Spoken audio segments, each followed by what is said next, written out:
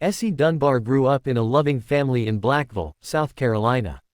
She was known for her kindness, bright smile, and gentle spirit. But behind her warmth was a lifelong struggle: epilepsy. Her seizures came without warning, sometimes in public, often leaving her embarrassed and shaken. Still, Essie persevered. By her 30s, she lived independently, worked 2 jobs, and managed her condition as best she could. But one summer night in 1915, everything changed. Exhausted after a long day, Essie forgot to take her medication. That night, she suffered a violent seizure.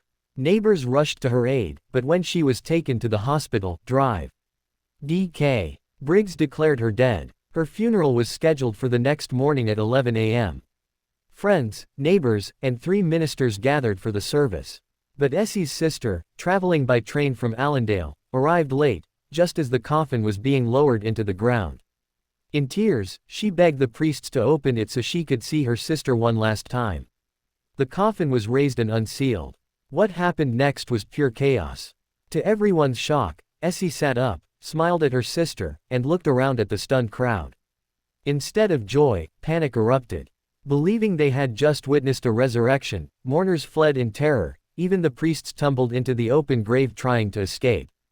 Essie, confused and frightened, joined the stampede, running home while people screamed at the sight of her ghost. For days, no one dared approach her. It was only her sister who finally returned, explaining the hysteria and standing by Essie's side. But life would never be the same. When Essie later tried to attend church, the congregation split in fear. Some screamed and ran, others stayed but kept their distance, whispering that she didn't belong among the living. Over time, she became a legend in South Carolina. Some people avoided her, others asked for her autograph, while skeptics insisted she had cheated death and would soon return to the grave. Yet Essie lived on. She embraced her second chance, carrying the stigma of being the woman who rose from the dead for 47 more years. In 1962, at the age of 70, she passed away for real. This time, there was no doubt.